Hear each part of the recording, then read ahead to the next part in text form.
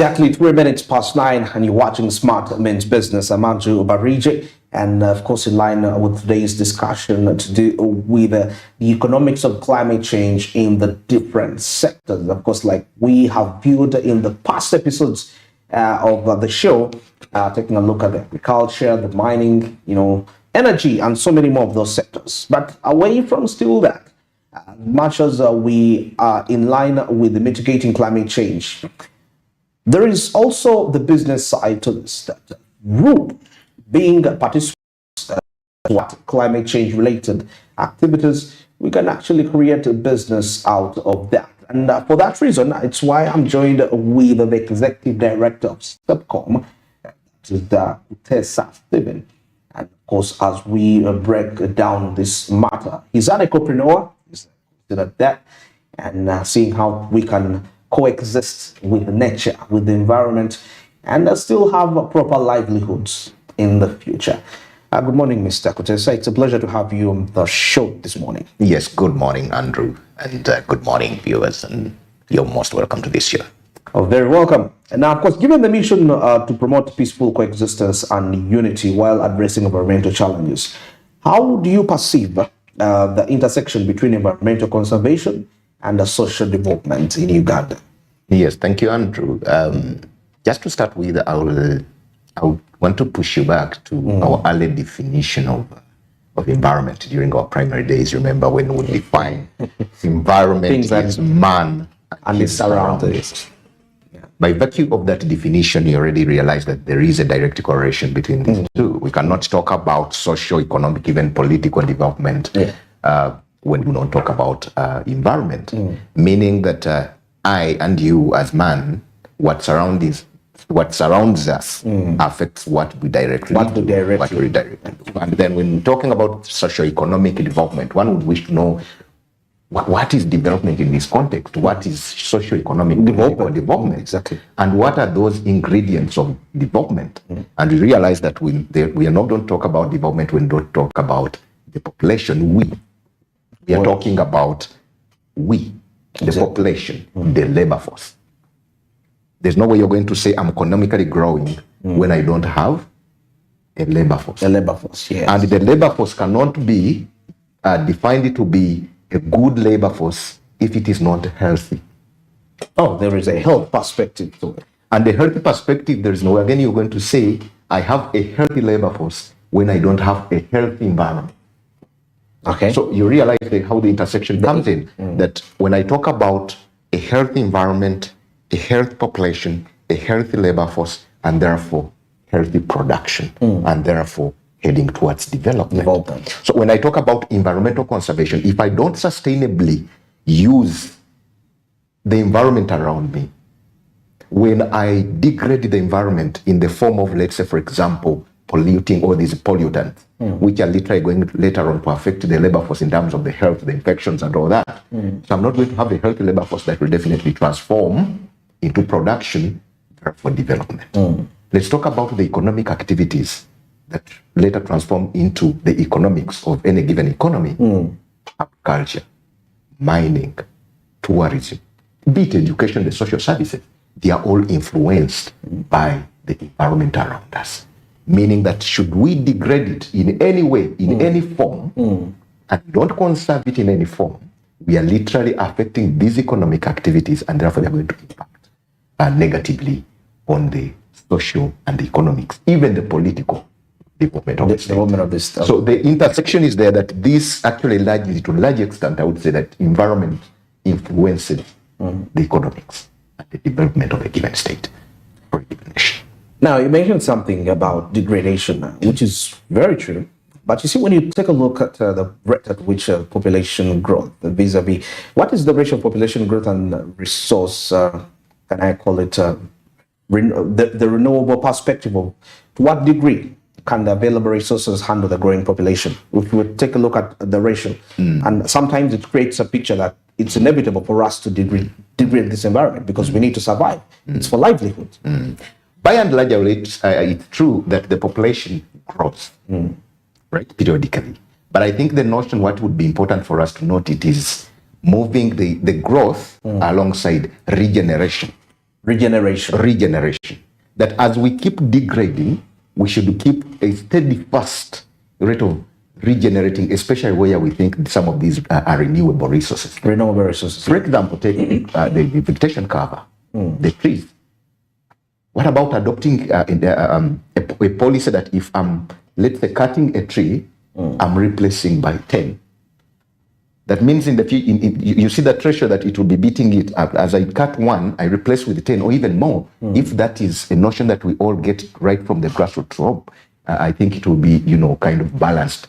Otherwise, yes, I agree with you that there is no way. Yes, most of these are because people are looking for livelihoods. We are doing this because we want to grow. But I think we don't move it alongside regenerating. Yet I think it is within our powers that we could be doing that. Because if we talk about vegetation cover and all that, it relates. But now take a look at countries which are in the desert, like Dubai. And these countries are able to execute agriculture despite the conditions in there. Can't we justify that even if we reached a point and we didn't have, we can exist without surviving on rain-fed agriculture if we take the initiatives to mechanize agriculture? Yes, it would happen, but again, it goes back to the I would say the economics, the comparative advantage. These are people who have already understood the problem that they do have.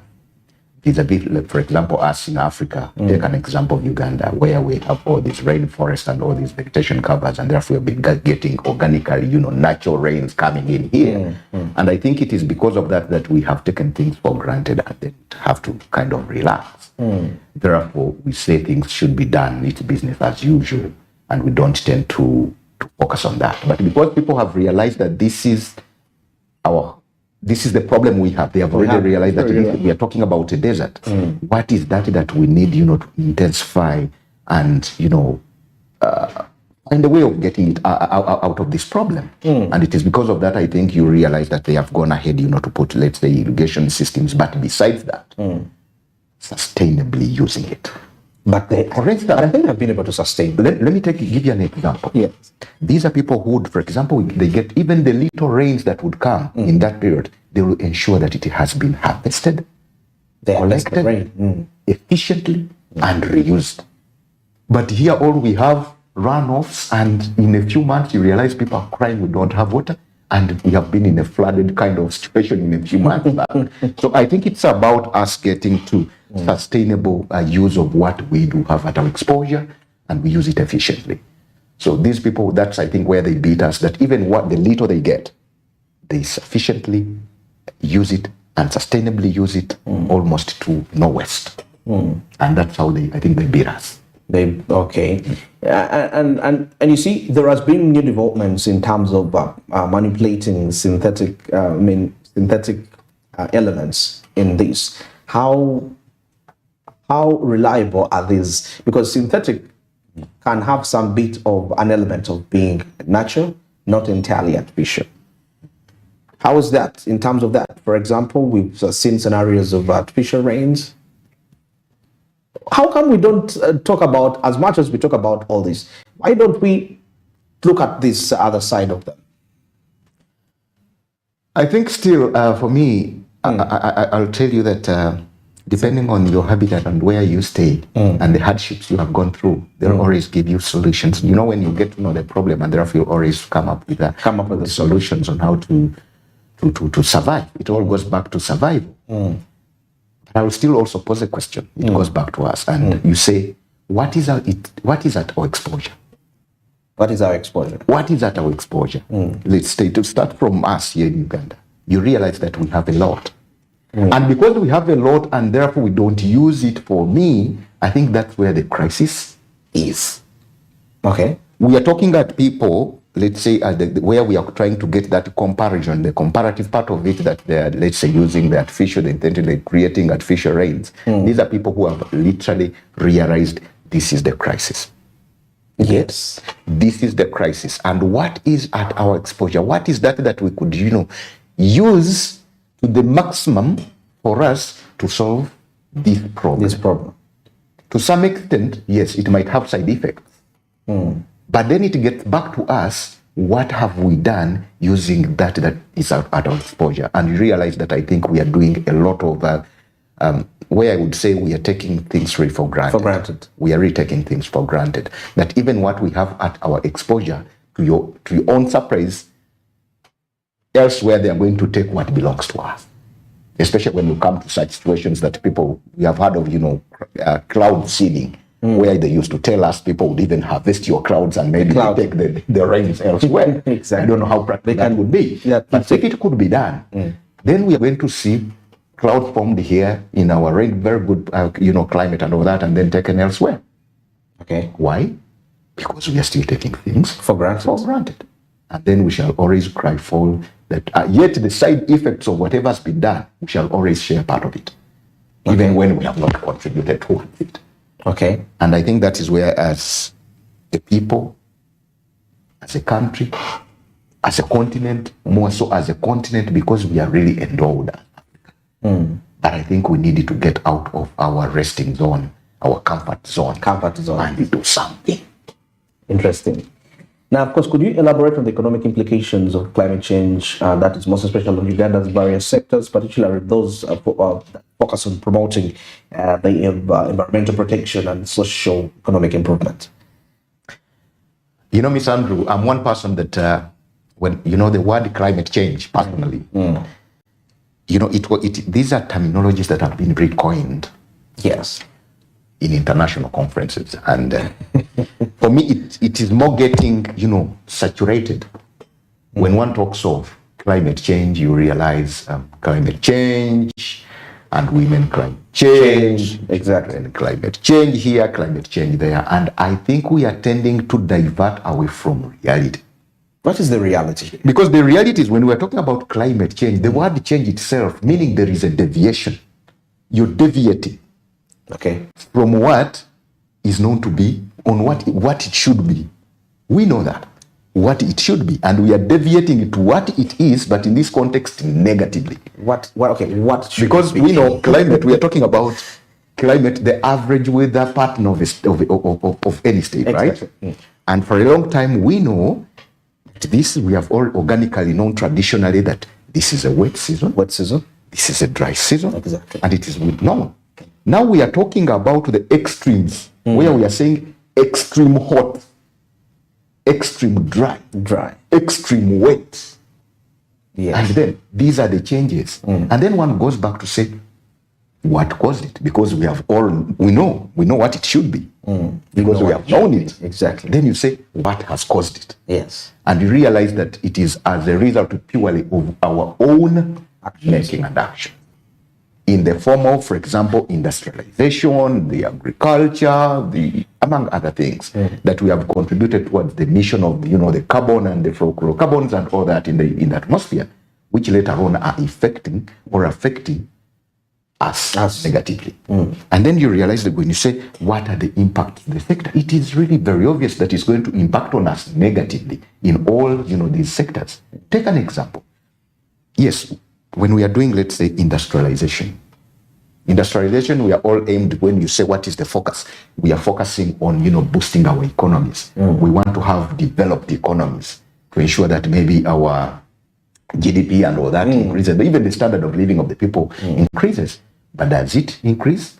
That even the so-called incomes that we have generated, yes. We end up again remitting them and spending them, for example, in the health sector.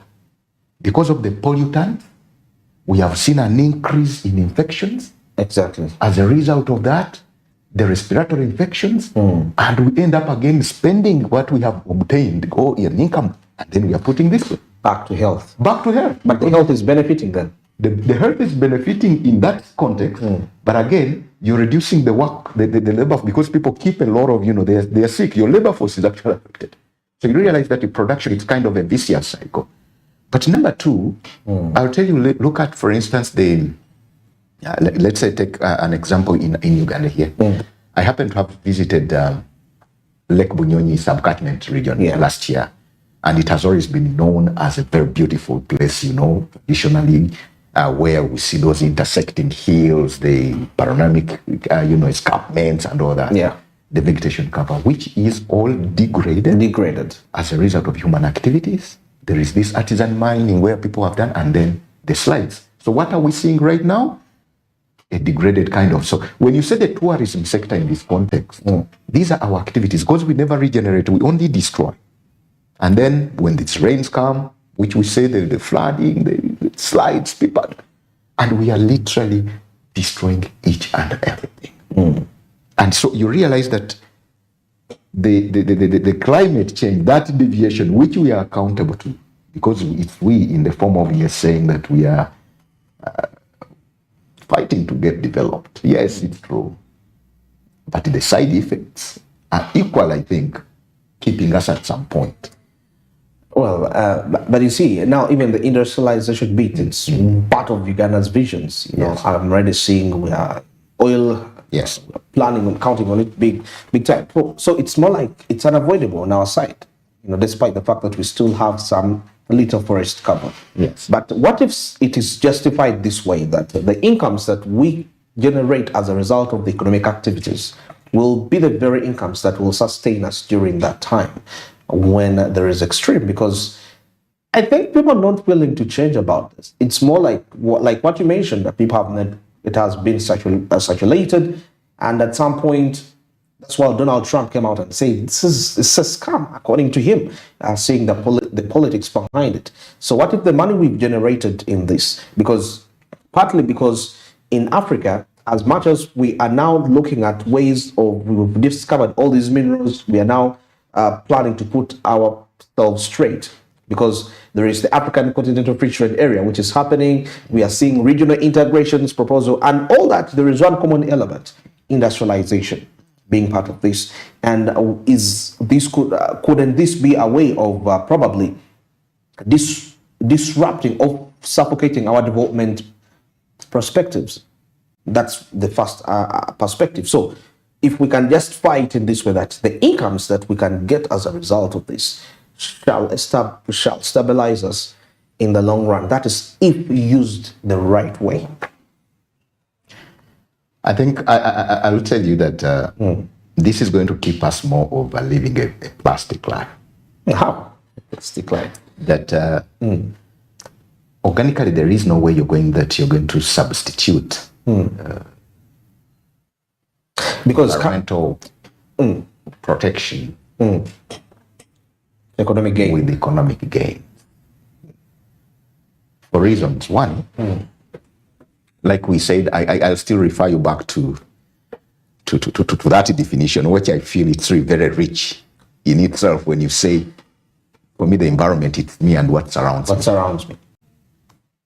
And if I opted to substitute what surrounds me, that by destroying it in one way or the other, aiming at looking at the economics, that maybe in the long term, let's say, when we clear this, take an example, you brought the oil, and then when maybe we extract the oil, the minerals, and we degrade all this, and then the monies maybe will help us to deal with the side effects. Just imagine making an income and then transferring that income to counter the side effect of what you would have, first of all, dealt with and maybe lived in a symbiotic kind of approach. Because we can still have the oil, at the same time, we can still have the environment, as long as I think we have prioritized it and we have the will. But shall we be in position to exploit it maximally? Because I feel like as time comes on, due to that global demand, because it might call for extra measures, which might lead, by all means, you need to go beyond, you have the sacrifice, in other words, for gain. Look at the perspective where I think there is always a plan B in this case. One, take an example of oil. Would you believe that we have not, I think, maximally, for example, used the sun at our exposure, the solar energy at our exposure? Yeah. For instance, would that be used or reused in a way, if maximized, that it reduces at least the rate at which we are exploiting, let's say, the oil? For instance, take an example of the tree cover, where we have cleared everything. Is there a possibility that we can talk of possible smart climate energy use technologies that would resort to solar and maybe reduce on the rate at which we are cutting the trees? Could there be other alternatives? Have we exploited them to maximum? And if not, what needs to be done. Because I do believe that, for instance, when you look at the extraction of oil and then the byproducts of oil and how again they have been used to pollute the environment, and then later on, of course, climate in terms of the emissions, the carbon, among other things, even the soils themselves, how they have been literally polluted, the waters, the what, and all that, and everything. So, are there other pathways that we have not looked at, that we have exploited to maximum for us to not to dwell on that? Okay. As a country, as a continent, globally. And I think these avenues are really there, because when now we start, for instance, when we're listening to our president talking of, moving away from these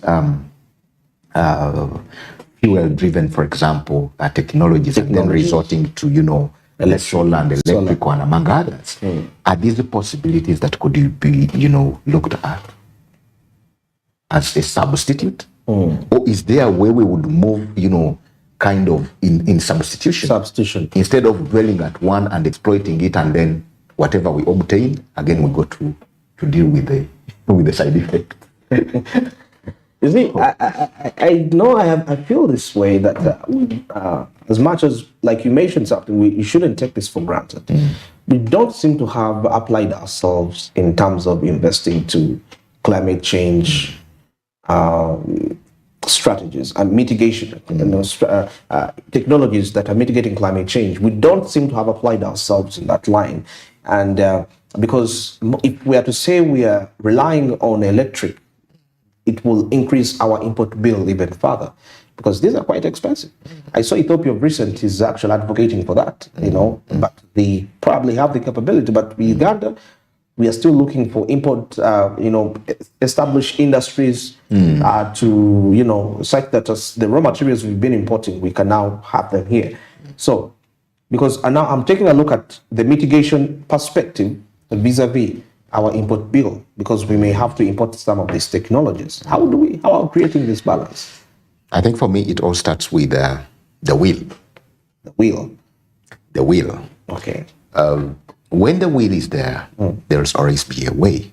The fact that of course, it comes along with a sacrifice. It comes with a sacrifice. It comes with a sacrifice. But if it is the right path to take, therefore, then we would go for it. Because in the short run, obviously, it would have, impacts on us. But in the long term, when we try to measure the benefits, I think they outweigh what would have suffered in the short term. Okay. So literally, for me, I think it is prioritization and the will. Prioritization and the will. Because when you realize the side effects, Uganda is really a beautiful country. Yeah, we are still beautiful. You remember those days when we would talk of, in our primary section, when they would say they mention the major forests in Uganda. If I pose the same question to you today, I don't think when you mention Budongo, Bugoma, Mabira, that really sounds to, it's classified as major. Major, absolutely right. You're right on that. What has gone wrong? What is that we have not done right? Is it because the population has grown to 40 million plus? For me, in my opinion, I would say no. I think where we are going wrong, it is the regeneration aspect, which we do not do. Because we are looking at a scenario where the population is increasing. Yes. And there is also the fact that people are discouraged from coming to urban centers, because they're also already congested. So what do they have to do? They have to distribute evenly in the other parts, and that will involve destruction of the vegetation. So now the planning bit of it, I think, also comes in place. It really comes along, and I really agree with you that it goes back again to what I mentioned, that in the will. How do we prioritize this? The scale of preference, where do we put it? For instance, yes, we need the infrastructure development, for instance. Yes, we need major roads, mega roads, beautiful roads, and these infrastructures and all developed, which is fine. But whenever these start, beautiful environmental impact assessment reports are written, put on shelves, beautiful. But when you get on the real action, it is, I think, that's where actually we go wrong. That's where we go wrong. That's where we go wrong. All right. I'm with ED Subcom, and that is Stephen Gutesa. We are breaking down issues to do with the climate change mitigation, but of course, taking a look at the aspect of the other side when we return from this break, as we shall be seeing what is the business side when it comes to mitigation of climate change, because he actually has an experience himself in relation to that. Of course, exploring more onto the aspects of ecopreneurship when we return from this break shortly. Stick around.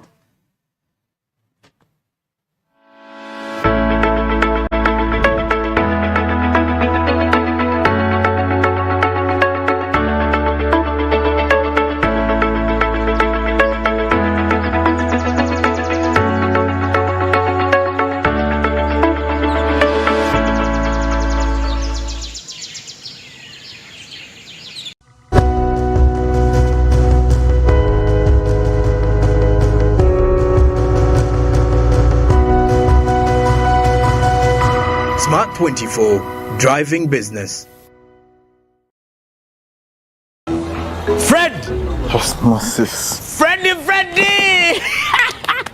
Fred Dollar, my boss, CEO Inojo, the general of generals, the conqueror of conquerors, the first and the final, the sky above the skies, the promised land, the terms and the conditions, the international king crocodile, the source of the Osmosis. Nile.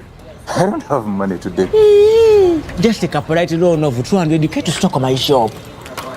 The signs and symptoms of success. The bank commander, not the bank teller. Why hassle for a loan when you've got MTN Momo? We're so tingy. Use the Momo app or dial *165*5# for all quick loans. Choose from the different loan options from our partners and get one that works for you. Together, we're unstoppable. Luxury redefined at Seasand Hotel has you endowed in the splendor of elegant living fit for the royalty that you are. Step into comfort, pampering and blissful customer-centric service as you select from our range of comfy exquisite living quarters furnished to meet with your royal preference. Surrounded by scenic beauty, our tropical setting allows you to escape the glamorous ordeal of city life. Our ambient green gardens will guide you to a place of revitalizing rest. The 3-star restaurant caters to your palate, serving your choice menu ranging from exotic cuisines to local delicacies. Our chefs will serve you full course meals for a truly out-of-this-world culinary experience. Our fully stocked bar to whet your throat, from renowned global brand whisks, brandies, gins, beers and wines to our locally celebrated beverages, you will not lack for any brewage. It's an all-new experience in the East at Seasand Hotel, so visit today at Plot 15-19 Spire Road, Ginger, or contact us on +256 751 719 960 and +256 785 354 614 for reservations. Seasand Hotels, luxury redefined. These holidays, you don't need to go far to find the best entertainment. Have I got a surprise for you? All you need to do is stay connected to DSTV. I'm so excited. Pick your moment of fun and share it with your family. Oh, let's go to share. Overpowering. Pass the keeper, Jude Bellingham. Pick the best stories and share them with your friends. Max Verstappen wins. Pick your moment to shine with the world's hottest stars. Juventus get their goal. Alert! Because it's your moment to hang out with the characters you love. That's exactly what I do. Whether you're at home or on the move, make it a holiday to remember. This is the final round. Ain't gonna stop me now. Because these holidays, it's your moment to enjoy the best entertainment. So get and stay connected to DSTV to enjoy every moment.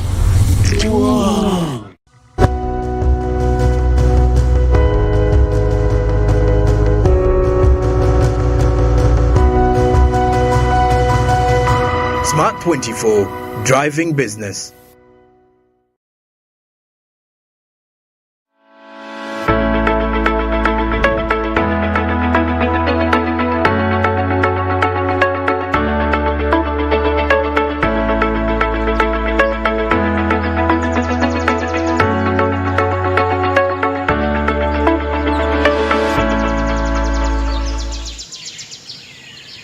26 minutes to the top of the hour. Smart Means Business. I'm Andrew Barigi this morning with Stephen Kutesa, Executive Director. Subcom. But of course, before we proceed, still to remind you, Smart 24 TV on DSTV, channel 372, and GOTV, that is the channel 320. And you can also reach us out on our social media handles. That is at Smart 24 TV, and that's on Twitter.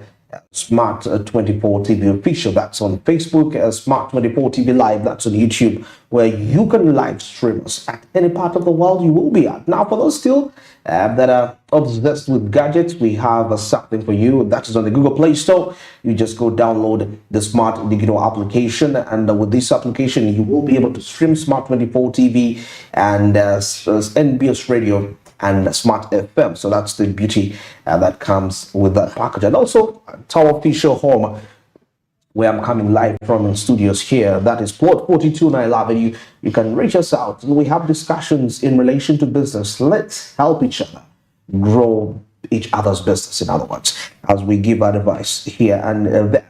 Well, still in our continuation with our discussion in relation to climate change, I told you now we shall be taking a look at the business side of climate change. As much as we are embarking on the mitigation measures, we have the aspect of you making money out of this. Now, Mr. Stephen, there is something here. We are so much emphasizing the aspect of polluting the atmosphere, but little do we have discussions, betting on the soil, the nutrients which are affected and leading to diseases, cancer, which also comes back to the health cost. So the healthcare burden also increases. Right. Yeah. Yes, in as much as, yes, most of the attention is always given to the atmosphere because of the emissions of carbon. But also there are quite a lot of other, pollutants that come out as a result of our own economic activities that directly affect the soils and the waters.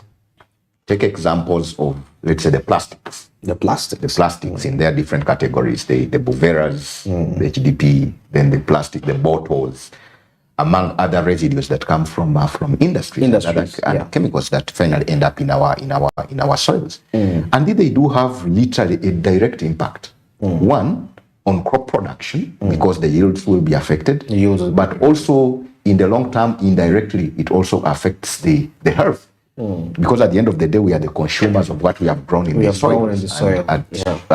We do absorb these nutrients, and later on, of course, they transform into infections, and they later transform into things like, for instance, cancer. And as we hear now, the rates and the trend is really on the increase. And some of these, the explanations may not be directly attributed to but it comes as a result of what we consume. So you're getting a crop fresh from the garden, but it's not a GMO, but because of the nutrients have been corrupted, you eat cancer.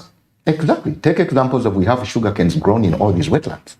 And these wetlands, they have been now the disposal points for most of these industries, and they are literally disposing their hazardous and all these dangerous chemicals, as in residues. And these are absorbed automatically by these crops, which will finally end up on our plates, and we are consuming them. So we are getting those simple, in samples, in given amounts, which later on, obviously, in the long term, attributes to infections and other, ailments that come in. And later again, which gets a direct impact on production, the labor force, like I mentioned, that people will always get sick, and they'll end up, also most of the incomes that we have generated, again, it goes back to treatment. So you realize that it keeps that vicious kind of, that what we get here, again, we get it back, and it's as a result of our own action. We did not dispose this waste properly. Now that brings me to the area where you're operating in, and being an ecopreneur in this process. How do we ensure that we mitigate this soil pollution, but at the end of the day, in a way that it's also generating income to meet the participant? Now, for us, we do believe in a notion that we can coexist. Yes. And that is, we harness all possible, the roles of each and everybody. That's why we come up, by and large, dominantly to boost the community participatory approach. Yeah. Because we believe that it all starts with an individual. And we want to promote the bottom-up approach. We wouldn't love to hear policies coming from top and then coming down, because at the end of the day, they'll never be translated to people. Okay. So they should come from an individual. We are talking about that young boy, that young girl in primary school, given the right. You know, when we boost the awareness of people and they really know what to do, they'll already solve a problem. Okay. When a problem is known, it's actually halfway solved. Halfway solved, yeah. So when you tell the people that this is the problem, we are talking about a pollution problem. Or we are having a disposal problem. If it is what is affecting us, teach the people, give them the awareness. After realizing, then they will come up with tailor-made solutions at the community level. What do we do? And now that brings the business perspective. Yes. Since it is a problem, we are not going to come up and just say, the best the government can say, ban the vovelas.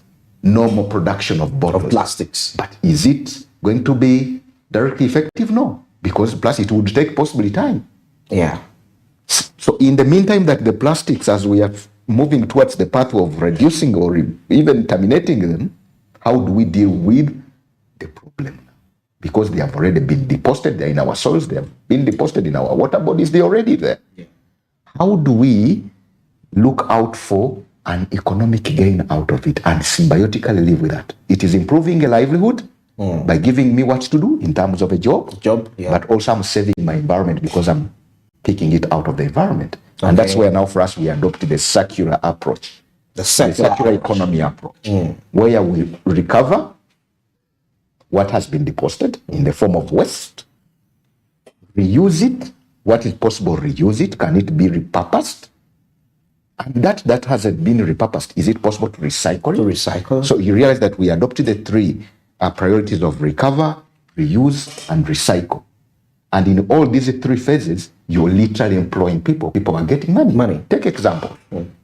When you visit the landfill in Chitezi of Cases A, you realize that there are people who are employed there. And what are they doing? They are literally recovering waste. And that's their source of income. Okay. You find somebody collecting bovera, another one is collecting plastics, another one is collecting iron, another one is collecting sacks, another one is collecting, papers. Papers, yes.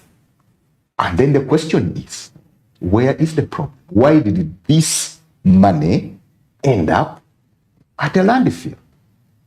Okay.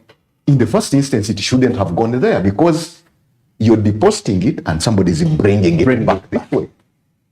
Couldn't we think of a mechanism where we don't even need it because we engage in transport, we need the people to take it there, yet there are people who are going to bring it back. Can't we just have a mechanism of sensitizing our people at domestic level that, look here, when we are disposing, let's have a clear disposal method. Right in my home, I know this is a disposal point for papers. This is a disposal point for plastics. This is a disposal point for, let's say, bottles. And at the end of the day, even where it has been done, in all these villages, there are always these young boys, men, women who move, knocking on gates. Do you have scrap? Yeah. Do you have papers? And they will be picked at domestic household level. Not at the deposit point. And it won't even end there. The time when people are getting this, then you realize that they have already been... I've seen the time I joined plastics. It was... I've already shared it that I was driving off Entebbe Road. And between Bata, it was on a rainy day. It had flooded. And I literally saw a lady drowning because we were in traffic. Okay. We couldn't move. And this lady was literally crossing. In the car? There is a church. She was crossing, going to Omega Church. She wasn't driving? Or she wasn't driving. She was a pedestrian, but walking. But I think she assumed, because that must have been her crossing point every day. So she assumed that I think that crossing bridge was still there, only submerged. Okay. So she goes, I think she calculated that this is where I pass, only that the bridge had been washed up. So she drowned. And she literally died. Okay. And when you looked at that water channel, it was flooded with bottles. you could hardly see water. Bottles. They were bottles, but every day would be passing there, obviously, but you wouldn't see any bottle, meaning these bottles were driven by water from wherever they were driven, yeah. And they ended up in this channel. So the question was, who is responsible here? Yes, the channel has been put by you, responsible, yes, it's been put. But water couldn't go. So the point is, what else can be done in the form of, yes, it is waste? Can we think of approaches that can transform us in form of helping the environment, but also helping ourselves? So that's where now the other approach, like I mentioned. So you find us having people collecting, they are earning a livelihood as collectors, because they are retrieving all it. Then you find people reusing. You find us in plastics where people have done beautiful crafts out of that. Beautiful, and they are selling them. Kitchen gardens made out of plastics. Very suitable for small space gardening, especially for urban settings and homesteads, where people would have vegetables all through. And these gardens are made out of reused, kind of plastics. And even obviously the recycling part of it. But besides, that also, creates, I think the responsibility, because we believe it is my sole responsibility as an individual to ensure that my environment is clean and healthy, for me to be healthy. So if we try to kind of sensitize the people, of course, through such approaches, it might be a drop in the ocean in the start. But people will come to adopt this and believe that this is part of us. Even by mere saying disposal, when you are maybe in a car on a road, by mere saying I'm taking a soda and throwing a bottle, just feel you're really committing an offense yourself. We want to get to that level. It's because we're not yet feeling the impact on a personal level. Yes. Why are we doing this? Now, taking a look at the circular economy, where do you see it probably? Let's estimate 5 years from now. And do we think it's going to be appropriate in creating, first of all, jobs and also mitigating climate change? I think, judging by the successive trend that is moving on, I think we're on the right track. Okay. Today, if you try to compare to the previous, let's say, 5-10 years back, if you're passing in Kampala or if you're passing, let's say, in the suburbs, I would tell you that it might be very hard for you now to see a bottle. In the suburbs? In the suburbs. I think in certain suburbs, not all suburbs. Not all suburbs, especially when it talks, let's say, the plastic bottles. The plastic bottles. Because people have realized that actually it is money. It's actually money. When we're starting, we used to, I personally, when you see people collecting, but you say, until when will they get weight that will transform this into money? Because they'll tell you a kilo of plastic waste is 300 shillings or even 200 shillings. And you say, for God's sake, 300 shillings. When will I ever? Until we engaged, and I'll let you know, at our center, every week we are collecting approximately between 10 to 15 tons in 1 week. Oh my goodness. Which was transforming to more than 60 tons a month, and we are supplying them to Coca-Cola plastic recycling industries every month. 60 tons of collected bottles. So you realize how the problem, how big it is. But today, I think you realize that I think it's been on the increase. All we need to do is to increase the sensitization aspect. Sensitization. If this can go down to domestic level, where people, if at my own home, if I take water, if I take any beverage, I feel it's my responsibility to have those bottles collected somewhere. Yeah. And at some point, somebody will always come and pick. Instead of, where you go to schools, people come for visitation days, and after you find the entire field littered, literally with plastics. Majority of the people ban them when they collect them. Which is again a problem. And I agree with you. And that's now, if we can change this trend, that even the disposal methods, the rudimentary burning techniques of getting solid waste burned and then the put them all together and then burn and the emissions again. So by the time we have this, and that's where I think we should put most of the focus as government, as political leaders, as religious leaders, down to the person, to the individual, that it's my role to ensure that these things are properly disposed. and in the proper disposal to also come to know that it's actually money. Waste is money. Money. Like I talked about, that when you go to the landfills and you literally get everything back. Even the organic waste, it becomes fertilizer, compost. If we can really think in this kind of approach, the only challenge we have, we do not have proper disposal methods where you find everything mixed up. So it becomes very difficult to. If we get to know sorting at domestic level, problem solved. Interesting discussion right there, and I've been with Kutesa. Stephen is the executive director at home. He's an entrepreneur, and we've been seeing how the aspect of mitigating climate change can actually turn out to be a business venture. And he's into plastics.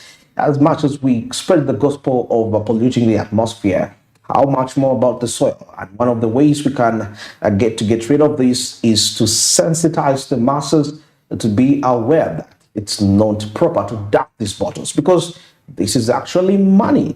And once these companies are able to exist because of proper disposal of plastics, they can create money, jobs for the unemployed, and this is key for enhancing the country's gross domestic product. And we've been taking a look at the cycle economy, and so far so good. We are on the right track. Well, 10 minutes to the top of the hour. Thanks for being a part of Smart Men's Business. Today's edition on Tuesday, 20th of February 2024. Have a productive day. We'll link up tomorrow. Good morning.